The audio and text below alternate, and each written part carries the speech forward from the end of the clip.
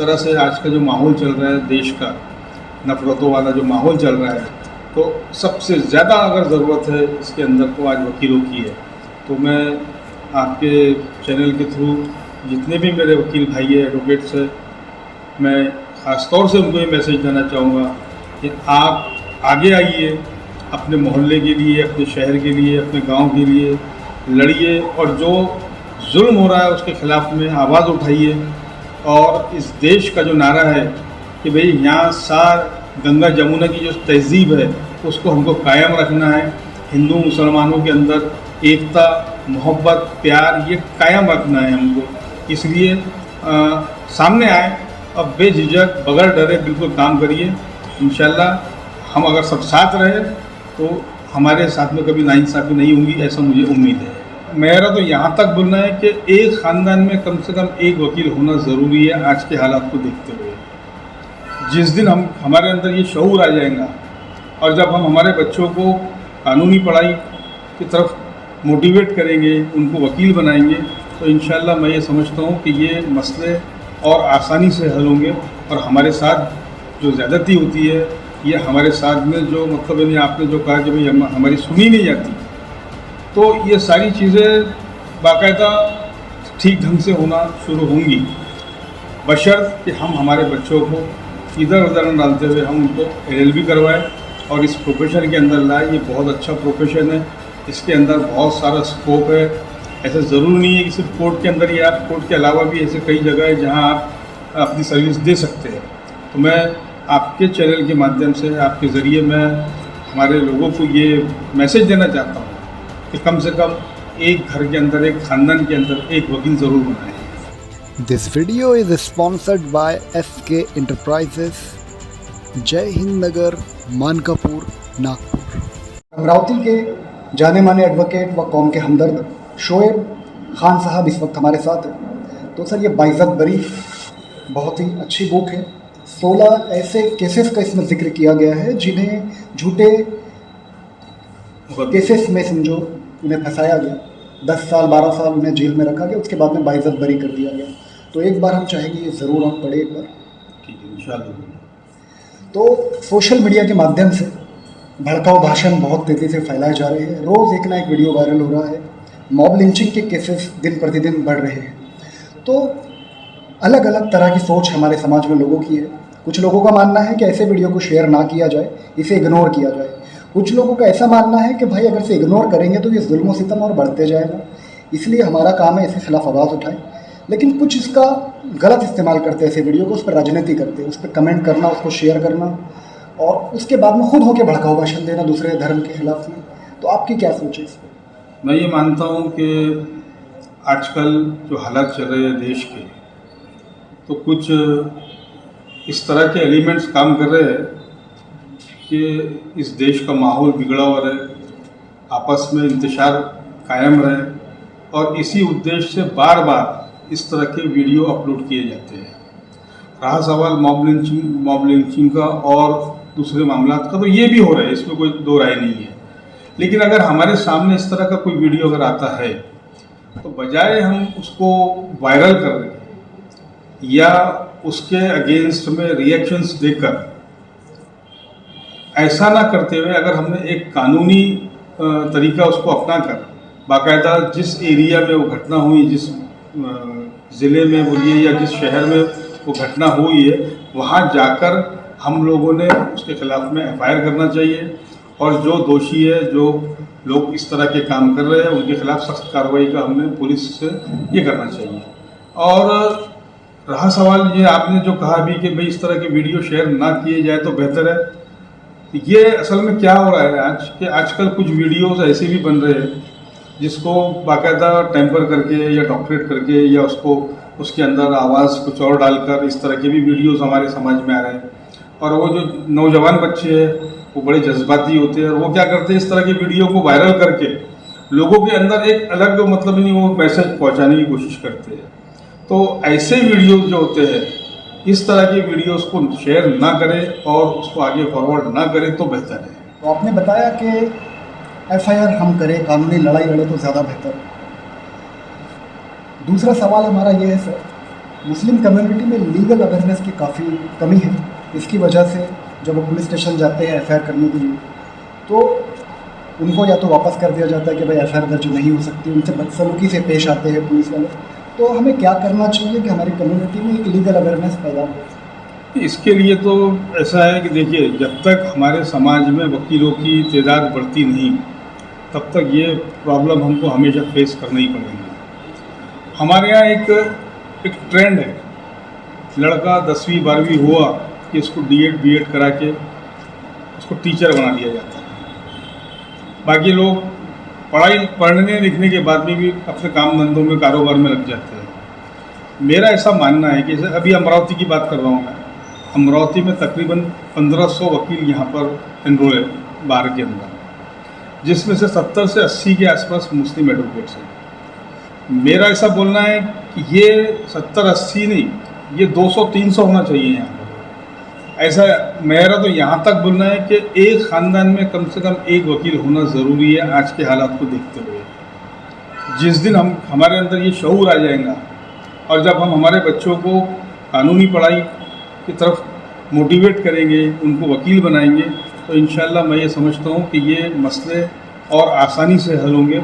और हमारे साथ जो ज़्यादती होती है, ये हमारे साथ में जो मतलब यानी आपने जो कहा कि भाई हमारी सुनी नहीं जाती, तो ये सारी चीज़ें बाकायदा ठीक ढंग से होना शुरू होंगी, बशर्त कि हम हमारे बच्चों को इधर उधर न डालते हुए हम उनको LLB करवाएं और इस प्रोफेशन के अंदर लाएं। ये बहुत अच्छा प्रोफेशन है, इसके अंदर बहुत सारा स्कोप है।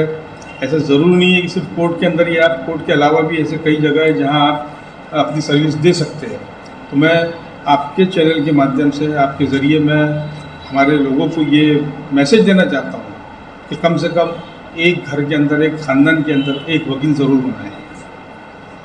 काफ़ी लोग हैं जो बिना गोल के पढ़ाई करते हैं, गोल सेट नहीं होता है उनका, BCom कर लेते हैं, BA कर लेते हैं, उसके बाद फिर महज नागपुर शहर में तो स्पेशली 6-7 हज़ार रुपये में जॉब करते हैं। तो गोल सेट करने की इम्पोर्टेंस क्या है? ये असल में कैसा है कि जो लोगों को कुछ करने की जिनके अंदर वो होता है कि नहीं मुझे ये हासिल करना है, ठीक है। अगर आपने कोई चीज़, ऐसा कोई चीज़ नहीं है जो नामुमकिन है, हर चीज़ मुमकिन है, बशर्त ये कि आपके अंदर कितना वो है, मादा कितना है आपके अंदर, आप यानी क्या वो हासिल करने के लिए आप क्या करना चाहते हैं। आपको खाना भी अगर आपके सामने रखा है तो आप जब तक हाथ उठा के खाएंगे नहीं, जब तक मुंह में खाना नहीं जाएंगे। अगर हम ये सोच के करें कि भाई हमको ये चीज़ मिलना है, अपने आप मिल जाएंगी, तो अपने आप कोई चीज़ मिलती नहीं है। और ये बच्चे थोड़ा सा फ्रस्ट्रेट हो जाते हैं, ग्रेजुएट या पोस्ट ग्रेजुएशन करने के बाद में ये बच्चे फ्रस्ट्रेट हो जाते हैं और फिर बाद में ये कोई छोटा मोटा जॉब सेल्समैन वगैरह करके अपना गुजारा करते हैं। मेरा ये कहना है कि भाई आप हिम्मत मत हारिए, ठीक है। आप अगर कोई छोटा मोटा जॉब 5,000, 6,000, 8,000, 10,000 रुपये महीने का भी अगर आप जॉब कर रहे हैं, करिए। साथ ही साथ अपना जो एम है, जो अपने को हासिल करना है, उसको कंटिन्यू करिए। कई ऐसे मेरे जो उस्ताद हैं एडवोकेट वसीम मिर्ज़ा साहब, मैं इनकी मिसाल मैं ये समझता हूँ कि हिंदुस्तान में इनसे बड़ी कोई मिसाल नहीं है। इन्होंने नाइट क्लासेस करके अपना पूरा स्कूलिंग करे, उसके बाद में इसी तरह से नाइट क्लासेस वगैरह कर करके इन्होंने 10वीं 12वीं करे, BSc करे, उसके बाद में LLB करे। और आज मैं दावे से ये कह सकता हूँ और मुझे फ़ख्र है उनके ऊपर कि आज पूरे महाराष्ट्र में उनके बराबरी का कोई क्रिमिनल लॉयर नहीं है। तो अगर किसी को हासिल करना है तो कोई बड़ी बात नहीं है। अमरावती के बारे में तो हम ज़्यादा जानते नहीं, आप ज़्यादा जानते होंगे। तो क्रिमिनल केसेस में मुस्लिम कम्युनिटी ही सबसे आगे क्यों नजर आती है? नहीं, कैसे हम कम कर सकते हैं इसे? नहीं, असल में देखा जाए, अगर आप कभी जेल में जाकर आप इंक्वायरी करेंगे तो अगर वहाँ आप टोटल जो लोग जेल के अंदर अंडर ट्रायल्स जिनको बोला जाता है, तो कैदियों के अलावा जो अंडर ट्रायल्स होते हैं, इसमें इतने ज़्यादा भी हमारी वो नहीं है, हमारा परसेंटेज 20-25 के आसपास हुआ करता है। लेकिन फिर भी उस हिसाब से, जो हिसाब से हमारी पॉपुलेशन है, उस हिसाब से हमारे इसमें क्रिमिनल एक्टिविटीज़ ये कुछ 5-10 सालों के अंदर काफ़ी बढ़ चुकी है। अभी जैसे जो यंग जनरेशन जो है, ये लॉकडाउन वगैरह लगने से, काम धंधे कुछ नहीं रहने से कुछ बच्चे थोड़ा सा लाइन से हट गए और क्रिमिनल एक्टिविटीज़ में लग गए। तो ये भी हमारे लिए अच्छा नहीं है। ये बाशऊर लोग जो है हमारे समाज के, इन लोगों ने इस तरफ ध्यान देना चाहिए। हम लोग तो पूरा करते हैं जितना हमसे होता है, हम लोगों को मोटिवेट करते हैं, उनको उस तरफ से डाइवर्ट करके उनको अच्छे कामों के अंदर लगाते हैं। हम हमारे साथ में लेकर सोशल काम में लगाए हमने कई बच्चों को। लेकिन ये दरअसल ये जो है, ये जो समझ लो जब जो चल रहा है लॉकडाउन का जो मामला चला बीच में, जिसमें कई लोगों की दुकानें, किसी के काम चले गए, तो जाहिर सी बात है ऐसा नहीं है किसी मुस्लिम कम्युनिटी में, पूरे हिंदुस्तान के अंदर अभी जो है क्रिमिनल एक्टिविटीज़ काफ़ी, उसका जो रेशो है वो बढ़ चुका है। तो ये एक जनरल प्रॉब्लम है। ये बाइज़्ज़त बरी नाम की बुक का जो नाम है सर, बाइज़्ज़त बरी, उसमें एक बहुत बड़ा क्वेश्चन मार्क है। क्या वाकई वो शख्स जो कोर्ट की तरफ से बाइज़्ज़त बरी कर दिया गया, क्या समाज ने उसे बाइज़्ज़त बरी किया? क्या जो हमारी मीडिया है, क्या उसने उसे बाइज़्ज़त बरी किया? तो जवाब मिलता है नहीं। मीडिया आज भी उसे आतंकवादी कहती है, दोबारा उसका कोई वीडियो नहीं चलाती है कि ये शख्स इस केस में इन्वॉल्व नहीं थे, बाइज़्ज़त बरी कर दिए गए। आज कभी नहीं दिखाता उसे। और ना ही हमारे समाज में ऐसे शख्स जो जेल में गए किसी आतंकवादी के केस में, झूठे केस में, छूटने के बाद, बाइज़्ज़त बरी होने के बाद उन्हें समाज में भी वो इज़्ज़त नहीं मिल पाती। ऐसा क्यों हुआ है? असल में क्या होता है कि जब ये इंसिडेंट होता है, जैसे आपने बताया कि ये लोग 10-20 साल ये लोग जेल में रह जाते हैं, और जो घटना होती है वो 10-20 साल पहले होती है, और उस लिहाज से उस वक्त जो एक बवाल बना किया जाता है, जो एक झूठा प्रचार किया जाता है सोशल मीडिया के थ्रू, और प्रिंट मीडिया, इलेक्ट्रॉनिक मीडिया जो उसको एक अलग रंग देती है कि भाई फलानी जगह इतने आतंकवादी पकड़े गए और इनकी ये एक्टिविटीज़ थी और इनके पास में ये सामान मिला, फलाना हुआ, ये हुआ, 4 बातें ज़्यादा लिखकर जिस तरीके से वो उस शख्स को बदनाम किया जाता है, उसके बाद में जब वो 10-20 साल बाद जब छूट कर आता है, तो वो जो चीज़ें होती है, वो सारी चीज़ें जो है उसकी मतलब ख़त्म हो जाती है, लोगों को कुछ याद नहीं होता है। और जनरली हमारे यहाँ ऐसा होता है कि जब अक्सर ये देखने में आता है कि अगर कोई वारदात हो जाए तो उसको बहुत रंगाया जाता है, लेकिन जब उस वारदात के अंदर से वो इंसान अगर छूट जाए या उसके खिलाफ कोई एविडेंस ना मिले, तब उसको एक छोटी सी न्यूज़ पेश करके बता दिया जाता है कि ये लोग छूट गए करके। और रहा सा मतलब ऐसा सोसाइटी तो भाई एक्सेप्ट करती है, क्योंकि जब लोग आगे बाहर आएंगे तो मैं ये समझता हूँ कि सोसाइटी ने थोड़ा सा इनको ज़्यादा इम्पोर्टेंस देना चाहिए, क्योंकि इनके अंदर एक वो जो पैदा हो जाता है कि भाई लोग हमारे बारे में क्या सोचेंगे। तो मैं समझता हूँ कि लोगों ने थोड़ा सा उनको अच्छा उनसे बिहेव करना चाहिए, उनके साथ अच्छा ट्रीटमेंट करना चाहिए, और उनकी जो मतलब जो गलत जो उनके दिमाग में जो छवि उनकी बनी हुई है लोगों के ताल्लुक से, वो भी साफ़ हो और वो समाज में सर ऊंचा करके जी सके, रह सके, कारोबार कर सके। ये हम लोगों का काम है। गवर्नमेंट की किसी स्कीम की, किसी बनाए गए कानून की अगर से मुखालिफत की जाए आज, तो डायरेक्ट उसी के खिलाफ में UAPA या NSA लगा दिया जा रहा है। लेकिन जो दंगा भड़काऊ जैसे बयानात दे रहे हैं, स्पीचेस दे रहे हैं, तो वो चंद घंटों में ज़मानत पर रिहा हो जाते हैं। यहाँ जो है ना, यहाँ अभी जो सरकार है, केंद्र सरकार, इन्होंने कायदे को डिवाइड कर दिया है। कायदा भी अब हिंदू और मुसलमान हो गया है। पहले कायदा कॉमन हुआ करता था, सबके लिए एक हुआ करता था। अब लेकिन कायदा 2 भाग में हो गया, हिंदू और मुसलमान। अगर कोई मुसलमान इंसान अगर किस तरह का कोई स्टेटमेंट कर दे तो उस पर फ़ौरन NSA, या महाराष्ट्र में अगर है तो उस पर MPDA वगैरह या मकोका वगैरह जो भी है, उल्टी सीधी केसेस लगाकर उसको अंदर कर दिया जाता है। वही अगर कोई दूसरे समाज का इंसान, अगर गैर मुस्लिम आदमी कोई अगर इस तरह का भाषण दे तो उस पर एक मामूली सी कलमे लगा के फ़ौरन उसकी बेल हो जाती है। कोर्ट देखिए, कोर्ट जो है ना, कोर्ट आप जिस तरह के मामला कोर्ट के सामने लेके जाएंगे, कोर्ट उस तरीके से आपके साथ ये करेंगे। अगर आप छोटे मोटे गुने जो बेलेबल ऑफेंसेस है या नॉन बेलेबल भी ऑफेंस है, अगर उसका सज़ा उसकी काफ़ी कम है, तो कोर्ट तो बेल देने के लिए बैठा ही है ना। लेकिन जब आपके ऊपर UPA वगैरह इस तरह की जब कलमें लगती है, तो उसके अंदर बेल का कोई प्रोविज़न नहीं होता है, आपको 1-2 साल वगैरह जेल में रहना पड़ता है। तो ये भेदभाव वाला जो काम है ये कायदा से नहीं हो रहा है, ये कोर्ट से नहीं हो रहा है, ये सरकार की तरफ से हो रहा है। तो ये जो पुलिस मशीनरी है आखिर किसके हाथ में है? सरकार के हाथ में है। तो मुझे कोई इसमें वो नहीं है, झिझक नहीं है ये कहने में कि कायदा भी अब हिंदू और मुसलमान हो गया है। जब कोई एनजीओ या फिर कोई पॉलिटिकल पार्टी जाती है किसी भड़काऊ भाषण देने वाले के खिलाफ एफआईआर दर्ज करवाने, तो होता यूँ है कि उन्हें कानून की जानकारी ना होने की वजह से ऐसी मामूली सी कलमें लगाई दी जाती हैं। लेकिन अगर से वही एनजीओ में, वही पॉलिटिकल पार्टी में एक लीगल एडवाइज़र जो कि इनके साथ में जाए एफआईआर दर्ज करवाने के लिए और कानूनी मदद उनको हमेशा दे, तो कैसा रहेगा? क्योंकि हमने ज़्यादातर देखा है एनजीओ में, पॉलिटिकल पार्टी में, खासकर मुस्लिम कम्युनिटी में लीगल एडवाइज़र की बहुत कमी है, ना के बराबर भी। जनरली जहाँ भी आपको अगर कोई कानूनी कार्रवाई करनी है आपको, तो जाहिर सी बात है आपने किसी वकील का सहारा लेना चाहिए। आपके अगर पेट में दर्द हो या सर में दर्द हो तो आप किसके पास जाएंगे? डॉक्टर के पास जाएंगे।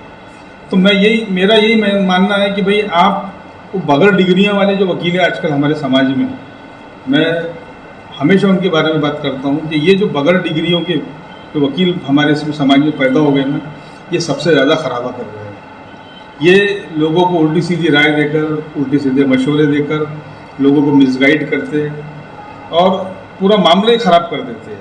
तो इस तरह के जब भी कोई हादसा होता है या कोई वारदात होती है, तो जाहिर सी बात है किसी भी वकील का एक एडवाइस देना चाहिए, उनसे मशवरा करना चाहिए और उसके बाद ही आगे बढ़ना चाहिए। तो फिर उसके अंदर आपको सही कार्रवाई होंगी, सही सेक्शंस लगेंगे और सही तरीके से आपकी केस होंगी। बोलने से लोग डर रहे हैं। एक आखिरी और इम्पोर्टेंट सवाल, मुखालिफत करने से लोग डर रहे हैं आज। चाहते हैं कि नहीं भाई, अगर से मैं छोटा सा भी अगर से बयान दे दूँ तो मुझे अंदर कर दिया जाएगा।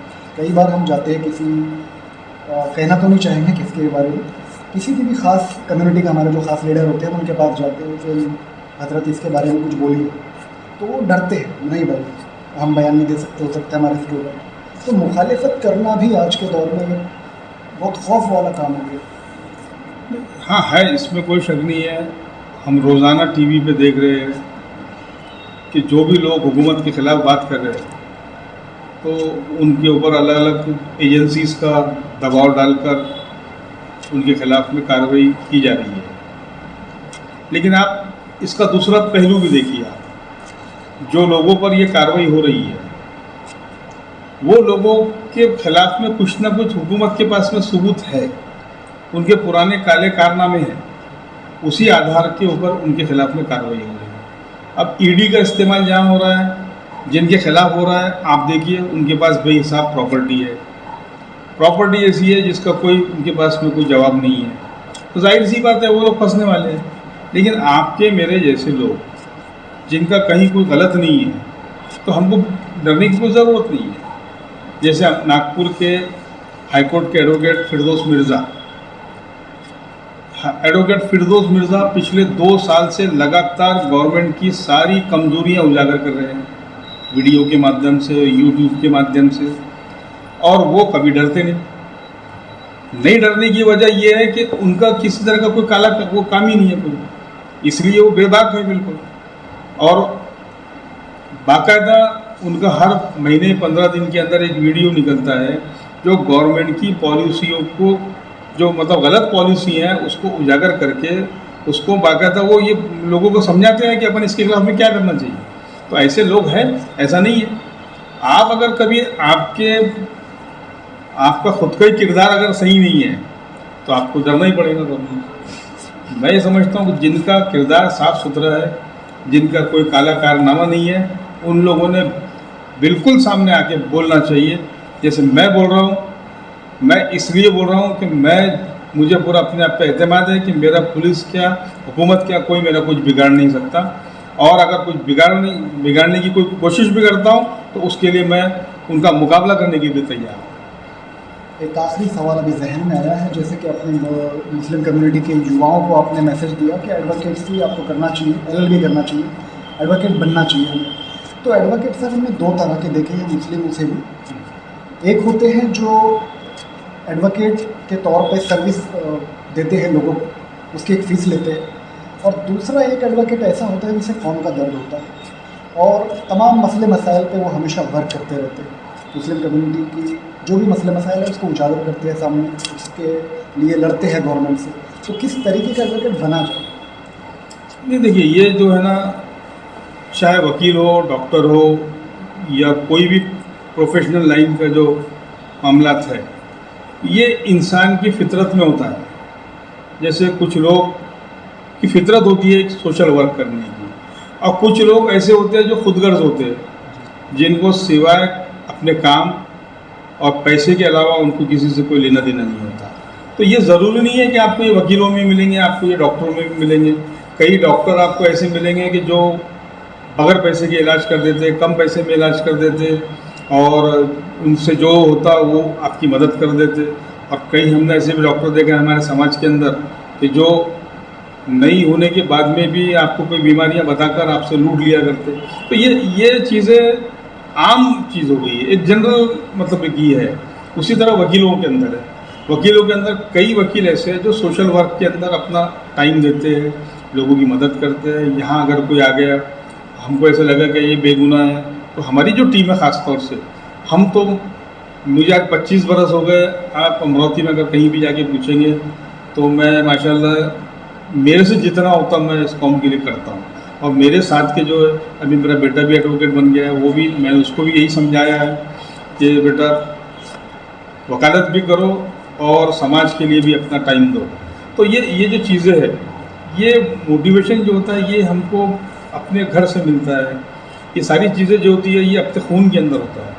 और कई ऐसे वकील हैं जो इतने खुदगर्ज है कि वो अपने काम, कोर्ट और घर, इसके अलावा उनको कोई लेना देना नहीं है।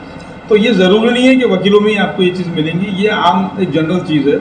और मैं ये समझता हूँ कि आज के दौर में वकीलों का एक बहुत बड़ा मतलब यानी जिम्मेदारी है वकीलों के ऊपर। जिस तरह से आज का जो माहौल चल रहा है देश का, नफरतों वाला जो माहौल चल रहा है, तो सबसे ज़्यादा अगर ज़रूरत है इसके अंदर तो आज वकीलों की है। तो मैं आपके चैनल के थ्रू जितने भी मेरे वकील भाई है, एडवोकेट्स हैं, मैं ख़ास तौर से उनको ये मैसेज देना चाहूँगा कि आप आगे आइए, अपने मोहल्ले के लिए, अपने शहर के लिए, अपने गांव के लिए लड़िए, और जो जुल्म हो रहा है उसके ख़िलाफ़ में आवाज़ उठाइए। और इस देश का जो नारा है कि भाई यहाँ गंगा जमुना की जो तहज़ीब है उसको हमको कायम रखना है, हिंदू मुसलमानों के अंदर एकता, मोहब्बत, प्यार, ये कायम रखना है हमको। इसलिए सामने आए और बेझिझक, बगैर डरे बिल्कुल काम करिए।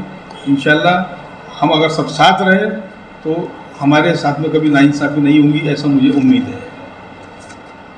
एडवोकेट शोएब खान साहब का जो एक मैसेज था कि हर घर में कम से कम एक एडवोकेट होना चाहिए, तो उम्मीद करते हैं ये वीडियो जो भी देख रहे हैं उनमें ये जज्बा जागेगा कि हाँ, हमारे बच्चे भी एडवोकेट बने और कौम की खिदमत अंजाम दें।